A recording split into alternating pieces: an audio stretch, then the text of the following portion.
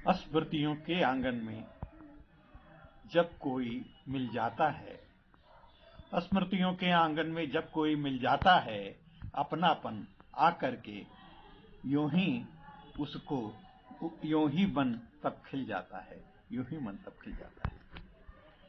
कदाचित एक दशक, 2 दशक, 3 दशक, कितने भी कह ले, बहुत दिनों पहले एक कोई मिला था जिसको मैंने बेटी माना था, दोस्त माना था, बहन माना था, मित्र माना था और आध्यात्मिक सहयात्री माना था। अब आप कहेंगे कि आध्यात्मिक सहयात्री इतने कम उम्र में कैसे हो सकता है? देखिए, अभी आप देखिए वो आध्यात्मिक सहयात्री क्या सहयात्री है? हम तो चाहते हैं आपका भी वो सहयात्री बनेगा, आपको मार्गदर्शन देगा, आपको इतनी बढ़िया बातें बताएगा कि आपके अंदर का तनाव, आपके अंदर का जो तृष्णा है वो मिट जाएगी। तो मिलते हैं हमारी बहुत प्रिय, बहुत ही अभिन्न नीरू त्रिपाठी से। नीरू त्रिपाठी, आपका स्वागत है।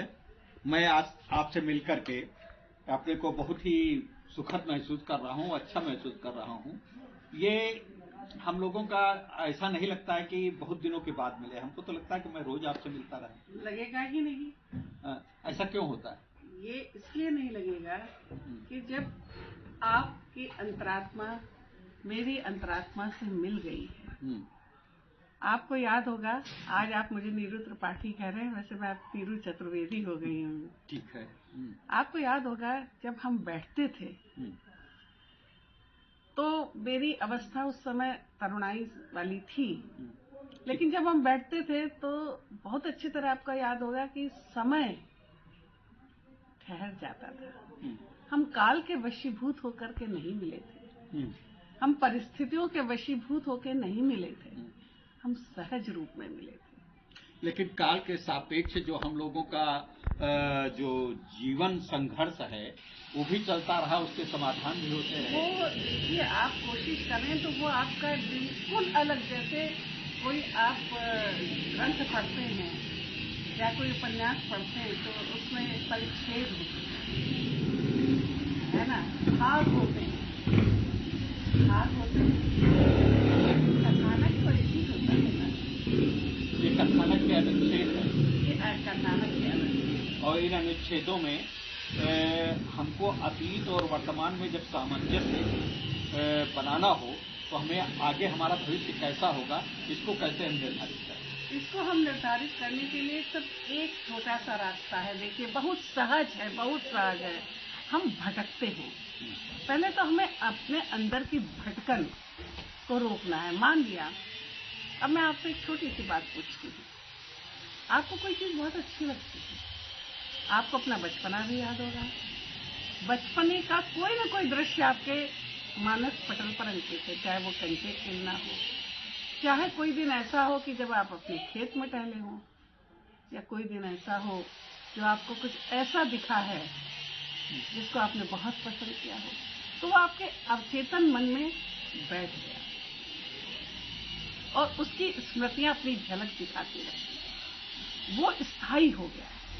इसी तरह जो संबंध होते हैं, जब हम जिनसे मनसा वाचा कर्मणा, मुझे याद है आपने मुझे एक ये वाक्य कहा था कि नीरू, मन वचन कर्म को एक सीध में कर लो, तुम अपने उद्देश्य को प्राप्त करोगे।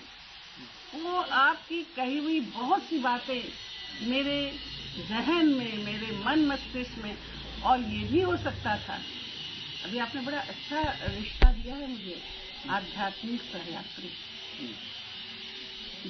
हम एक दूसरे के गुरु रहे, एक दूसरे के शिष्य रहे।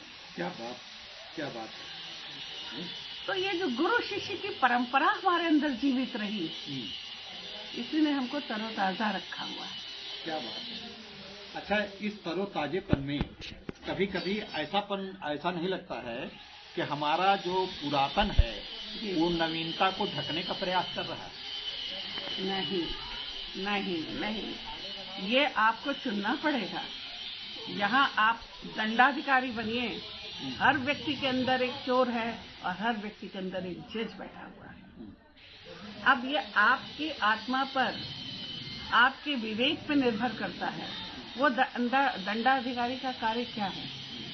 आप उस सूत्र को पकड़े रहिए। वो सूत्र क्या है कि आपके अंदर जो निश्चलता है उसको कलुषित मत होने दीजिए। किसी भी काल, किसी भी परिस्थिति में कहीं भी आए जाए, वो निश्चलता क्या है? मैं तो उसी को योग मानती हूँ। वो सहज होना ही योग है। और सहज होना क्या है? प्रेम। फिर देखिए आप आ जाइए, आप जैसे जैसे स्टेप बढ़ेंगे इसके मूल में आपको क्या मिलेगा? प्रेम। प्रेम। लेकिन प्रेम को तो बताया जाता है कि बड़ा पीड़ादायक होता है। कौन कहता है प्रेम में पीड़ादायक? राधा ने कभी कृष्ण के सानिध्य में पीड़ा महसूस की? तो इसका कारण क्यों है? या कृष्ण ने कभी भी क्या कोई भी लोकाचार उन्होंने निभाया? क्या कभी राधा को भूली? क्यों फिर आज राधा कृष्ण कहे जाते हैं? उनकी तो बहुत बड़ी बड़ी रानियां थी। वो निश्चल प्रेम है, उसमें पीड़ा आई नहीं। शरीर का वियोग कोई वियोग होता है। जब आपके मानस पटल पे सब अंकित है, वो प्रेम के क्षण अंकित हैं। वो प्रेम जरूरी नहीं है आपका विपरीत लिंगी हो। अगर ऐसा होता तो क्या तुलसीदास तुलसीदास होते? नहीं। क्या कबीर कबीर होते? मैं अभी आपने एक बड़ी अच्छी कविता सुनाई थी, उर्दू की सुनाई थी। मैं चाहूंगा कि ये इसी क्रम में, इसी सापेक्ष में वो कविता है भी, तो थोड़ा सा उसके गुनगुना दें, उसको सुना दें। वही कविता सुनेंगे? वो सुनाइए इस समय, उससे क्रम से, वैसे अपनी स्वेच्छा के अनुसार। नहीं, अब आपने कहा है तो वो मैं एक दिन सोच रही थी, मैं सूफी संत सरमद को याद कर रही थी। और मुझे ये मैंने जब उनको पढ़ा कि वो जामा मस्जिद में दिल्ली में जब जाते थे नमाज अदा करने, पढ़ते थे तो वो कलमा पूरा नहीं पढ़ पाते थे। ला इलाहा इल्लल्लाह, और उसके मुंह से मोहम्मद रसूल अल्लाह निकल ही नहीं पाता था। अच्छा। चुप हो जाते थे। तो उन्हीं की बिरादरी में लोगों ने उनसे कहा कि ये काफिर है, ये कलमा पूरा नहीं पढ़ता, इनको सूली पर लटकाओ, ये काफिर है, मुसलमान नहीं है। कुछ नहीं कहा। वो वक्त आया, संत सरमद को फांसी दी जाने लगी। उनका सर जिल्लात खड़ा हुआ था और उनका सर कलम करने का जब आदेश दिया गया तो उसने कहा, वल्लाह आ मेरे प्यारे, आज मिलन होगा। क्या बात है, क्या बात है। तो किसी भी रूप में आज मिलन होगा। और जब उनका सर काटा गया तो जामा मस्जिद की सीढ़ियों से जब सर गिरा है तो उन्होंने कलमा पढ़ा, ला इलाहा इल्लल्लाह, और चुप हो गए। जल्लाद ने सर काट दिया तो लुढ़कते हुए सर के खून ने लिखा, मोहम्मद रसूल अल्लाह। क्या बात। वो इतना लीन हो जाते थे। कहते ना सबसे बड़ी दात तब है जब आदमी दात देना भूल जाए। वो तुरंत कनेक्ट हो जाते थे। उसके बाद उनके मुंह से बोल नहीं छूटता था। जब हम अनंत में विलीन होने की तैयारी में होते हैं, इसको तो आप ऐसे महसूस करिए ना, जब अंत समय आता है, हम अनंत में विलीन होते हैं, तो कौन बोल पाता है? अंदर की यात्रा शुरू हो जाती है। तो उनकी बस वही प्रेम, वही प्रेम है। आकाशवाणी हुई, ऐसा मत ठहर जा वरना कयामत आ जाएगी, बर्दाश्त नहीं कर पाया हो। तो चाहे वो राम की बहुरिया हो, पीर के कबीर की बहुरिया बनकर उतरो, चाहे तुलसी के राम बन के उतरो, चाहे शबरी बन के उतरो, चाहे अहिल्या बन के उतरो, सूत्र एक ही जगह है, एक ही बीज है, एक ही पूरे ब्रह्मांड में व्याप्त है। बहुत सरल है प्रेम। अब मैंने इस मुड़ पे आके ढाई आखर प्रेम का पढ़े तो पंडित हो। जब आप प्रेम में समाहित हो गए ना तो घृणा का कोई स्थान नहीं रहता। वो कविता सुनाइए जरा। वो मैं आपको सुनाती हूँ।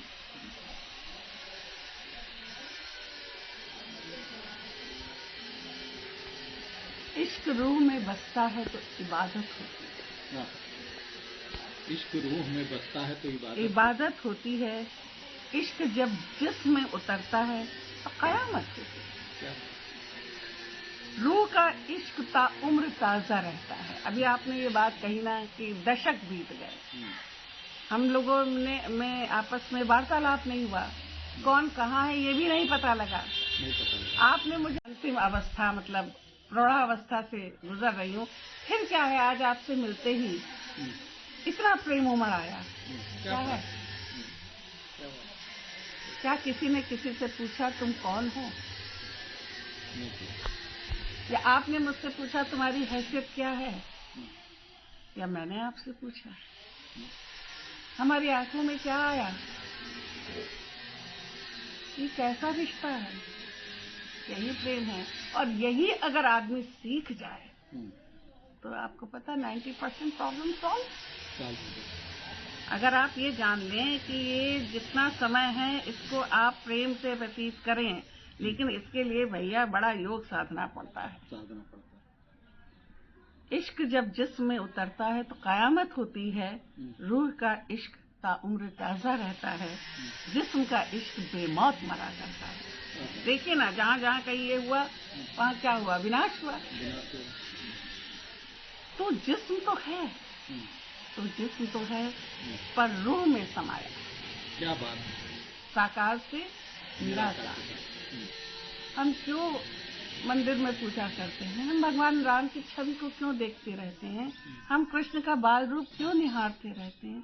साकार से निराकार की तरफ जाते हैं, वो हमारी रूह में समा जाता है। तो जिस्म तो है पर रूह में समाया है, शायद इसीलिए गुलों सा खिला रहता है। क्या बात है। एक खुशबू सी तारी रहती है। दरिया बन उतरता है तसव्वुर तेरा आंखों में। जब सामने नहीं भी हो तो याद आती है, प्रिय की याद आती है, तो क्या होता है? कौन बोलता है? आंखें बोलती हैं, आंसू साथ देते हैं, निशब्द हो जाता है। दरिया बन उतरता है तसव्वुर तेरा आंखों में, और मेरा वजूद चमन सा खिला रहता है। क्या बात! वहाँ कोई दर्द नहीं होता है, कोई डिप्रेशन नहीं है, अवसाद नहीं है, उमंग है। और मेरा वजूद चमन सा खिला रहता है, तू ना हो मेरे पास तो भी मौजूद है। मेरा हर लम्हा तेरी याद में डूबा रहता है। एक दिन ऐसा आएगा जब सब फना हो जाएगा। एक दिन ऐसा आएगा जब फना हो जाएगा, और होना है, पर तू ही रह जाएगा। हाँ, क्योंकि जर्रे जर्रे में समाया रहता है। जर्रे जर्रे में समाया। क्या बात है! बहुत खूब। एक जैसे ये जर्रे जर्रे में समाये रहने की बात जब आती है तो कण कण में भगवान की जो बात कही जाती है, तो जब हम कण कण में भगवान देखते हैं तो हमारे अंदर ये दुनिया में इस समय धरती पर आकर के जो हमारे आजकल के हमारा भौतिक युग है, इसमें इतने संघर्ष क्यों होते जा रहे हैं? क्योंकि हम किसी चीज को तो नहीं प्राप्त, यहाँ ही तक तो नहीं पहुंच पा रहे हैं। हमारी दृष्टि धूमिल है। अभी आपने बात कही थी ना, नीत और नियत की। ये आपका दृष्टिकोण है, ये सबको कहाँ दिखाई दे रहा है? किसी को तो देखना है। और मुझे दुख है इस बात का, बहुत तकलीफ है कि जो मैं तो इस मामले में बहुत गौरवान्वित अनुभव करती हूँ कि मैं भारत में पैदा हुई, मैं भारतीय हूँ, आर्य संस्कृति की वाहक हूँ। तो आज मुझे दुख इस बात का है कि हमारी नजरें हमारे आने वाली पीढ़ी को क्या दे रहे हैं? वही भौतिकता दे रहे हैं, वही दूसरे की नकल करने की आदत दे रहे हैं ना। और इस टेक्नोलॉजी ने तो बच्चों को उनके वास्तविकता से बहुत दूर कर दिया है। हमें एक प्रसंग याद आता है, अभी कोरोना काल, कोविड काल में मैं टीवी देख रहा था, इटली का दृश्य था। कदाचित उसमें 10-15 फ्लैट ऐसे थे जो बिल्कुल खाली पड़े थे। उनके घर पे देखा गया तो रुपए जो भी उनका संपत्ति थी लाखों में बिल्कुल पड़ी रह गई, कोई नहीं देख पाया। और वो सब उसको सरकार भी लेने को नहीं आ रही थी, वो ऐसे ही पड़ा रहा बिल्कुल ताला कुल्ली, कुछ नहीं। तो आज क्या हम ये संदेश आप देना चाहेंगी कि हमें भौतिकता के लिए उतना सीमा तक तो इस्तेमाल करने की आवश्यकता है जितनी आपको बहुत जरूरत है, लेकिन बहुत उसके पीछे भागने की आवश्यकता नहीं। उसमें हम दिन रात जो लगे रहते हैं कि खाली ये चीज वो चीज सब चीज जान लें, कुछ जान लें, किस तरीके से हमको दुख इस बात के है कि हमारे पास इस चीज की आवश्यकता नहीं, बल्कि पड़ोसी के पास ये चीज क्यों है, इसलिए हमको जरूरत है, पीड़ा है। भाई उसने कहा तो था, पर्सी बाइट शैले ने बड़ी अच्छी लाइन कही थी, we look before and after and find for what is not. क्या बात है। Our sincere laughter with some pain is fraught. Our sweetest songs are those who tell of sorrow's dawn. क्या बात है। तो हमारे पास, मैं आपको एक छोटा सा एक्सपेरिमेंट बताती हूँ। मेरी 3 महीने की, मतलब मेरी अभी नातिन हुई है, वो 2.5 महीने 3 महीने की थी जब हम उसको अभी देहरादून से लाए हैं। तो होता क्या था, मैं सुबह आके बाहर बैठती थी, उसको अपनी गोद में ले लेती थी, तो मैंने उसको पत्ती छुआना शुरू किया।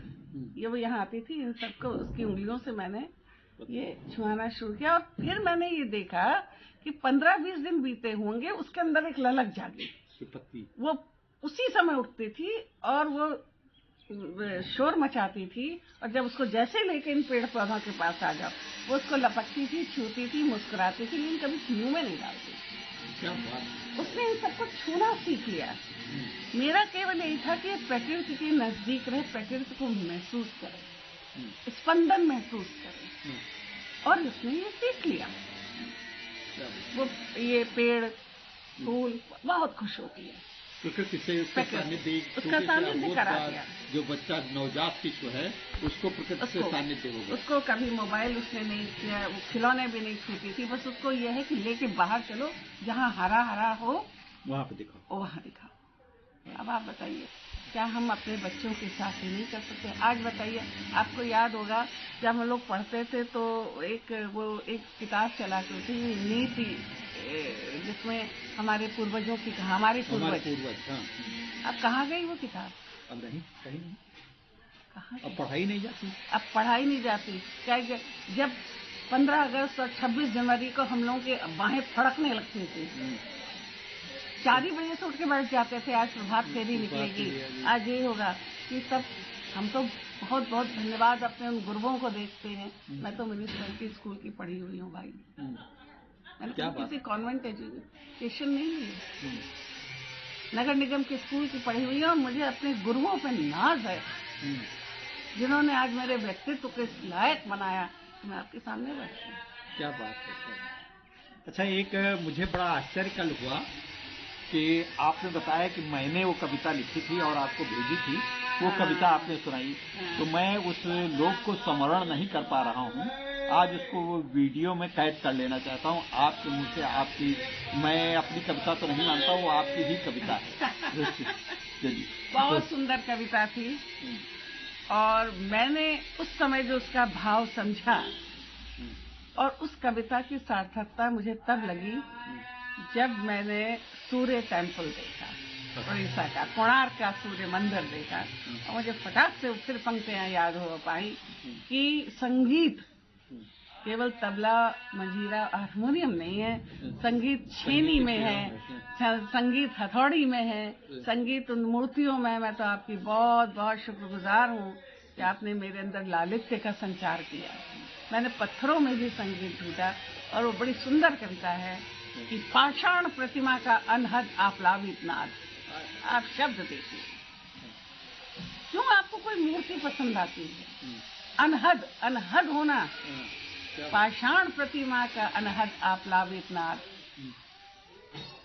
जब मूक वाणी बन अंतर मन के भाव को जगाता है, मूक वाणी बन अंतर मन के भाव को जगाता है, तब शून्य का निरर्थक अस्तित्व स्वयं में दूर, बहुत दूर, क्षितिज के किनारे खोता सा जाता है। क्या बात है। दिगंत दृष्टि ढूंढती है उस चिन्हनाथ के सार्थक पर उन्मादित से लक्ष्य को, जो भ्रमभित पर चित्रित हो, अपने अनबुझी लबों की जलती कहानी को मुस्कुराते प्रकाश में बदलती है। शायद तम की यही परिणति है, शायद तम की यही परिणति है। क्या बात है, क्या बात है, क्या बात, क्या बात है। मैं तो आपको नमन करता हूँ कि उन स्मृतियों को जो मैंने पहले पंक्तियाँ बोली थी, यही स्मृतियाँ हैं। उन स्मृतियों के आंगन में मैं आज आ गया हूँ। फिर से मुझको लगा कि मैं वो कविता जीवंत कर रहा हूँ, देख रहा हूँ लिखते हुए। पता नहीं किस काल सापेक्ष में वो इतनी रचना लिख गई, मुझे नहीं लगता कि मैं ऐसा लिख पाता हूँ। आज मैं वो उतनी सी सुंदर कविता में नहीं लिखती। नहीं, अभी भी आप लिख सकते हैं। आप ही से तो मैं गीत लिखने की प्रेरणा मिली है, और आपको कष्ट ना हो तो एक प्रेम गीत सुना दूँ। बिल्कुल बिल्कुल, स्वागत है।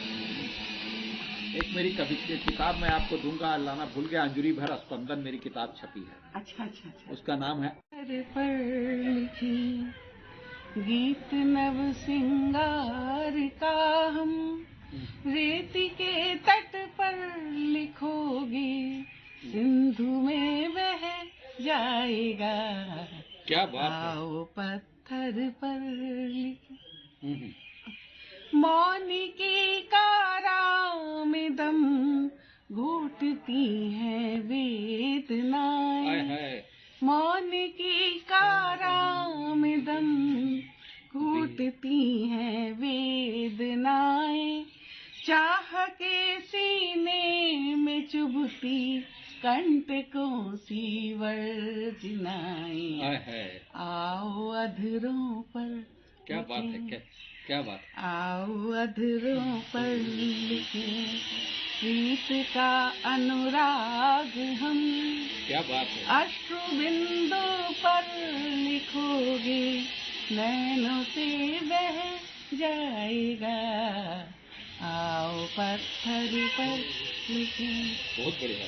नील नभ से आ रही हैं सूर्य की जो रश्मियाँ, नील नभ से आ रही हैं सूर्य की जो रश्मियाँ, पथ प्रदर्शित कर रही हैं दीप बनकर पंक्तियाँ। आओ शाखों पर लिखें, आओ शाखों पर लिखें नेह का प्रतिदान हम। क्या बात है। आओ शाखों पर लिखें नेह का प्रतिदान हम, पत्र पल्लव पर लिखोगे, पतझड़ में झड़ जाएगा। क्या बात है, क्या बात है। आओ पत्थर पर लिखें। अब देखिएगा, मैं अकिंचन हूँ प्रतीक्षित अंजुरी में ले समर्पण। क्या बात है। हालांकि वो बहुत अकिंचन। क्या बात है, क्या बात है। मैं अकिंचन हूँ प्रतीक्षित अंजुरी में ले समर्पण। और अगली पंक्ति जरा देखिएगा, अहम, मान से सम्मान तुम भी कर दो मुझको आज अर्पण। क्या बात है, क्या बात। आओ रूहों पर लिखें, आओ रूहों पर लिखें प्रीत का मधुमास हम। क्या बात है, बहुत यहाँ भी वही देह वाली बात कह दी। बहुत बहुत बहुत बढ़िया, बहुत बढ़िया। आओ रूहों पर लिखें प्रीत का मधुमास हम, देह देहरी पर लिखोगे राख बन मिट जाएगा। क्या बात है, क्या बात है। आओ पत्थर पर लिखें। और अंतिम बंद है, राह है दुर्गम बहुत। अभी आप कह रहे थे ना इस रास्ते को कैसे पाया जाए। राह है दुर्गम बहुत पर दूर तक है साथ जाना। चलेंगे साथ ही। क्या बात है, क्या बात है, बहुत बढ़िया। आखिरी पंक्ति तो आपने सब कुछ छोड़ दिया पूरा।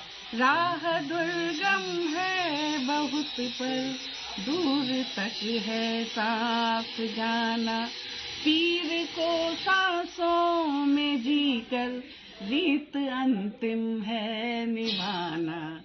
आओ धरती पर लिखें, आओ धरती पर लिखें प्राण की स्वर्णिम रचाएं, आओ धरती पर लिखे हम प्राण की स्वर्णिम ऋचाएं, मेघ धारा पर लिखोगे वाष्प बन उड़ जाएगा।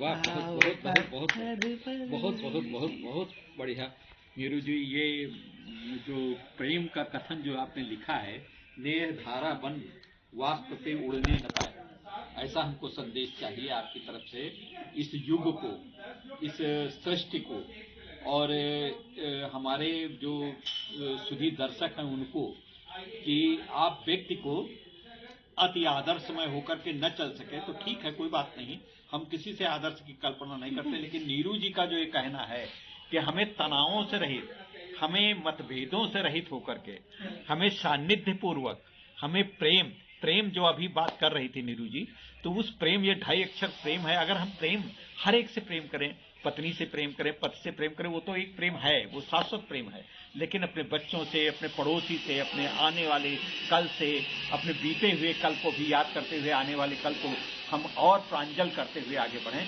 इस पे हम फिर से नीरू चतुर्वेदी जी से, मैं त्रिपाठी इसलिए कहता हूँ क्योंकि नीरू त्रिपाठी को मैं जानता था, नीरू चतुर्वेदी बन गई, तो इसलिए मैं नीरू से बात करता हूँ कि आगे इस भाव को कैसे बढ़ाएं। इस भाव को बढ़ाने के लिए देखिए, सबसे पहले तो आपको क्या करना होगा, ये अंतिम प्रश्न है हमारा लक्ष्य जी। सबसे पहले आपको क्या करना होगा, आपको अपनी प्रायोरिटी तय करनी है।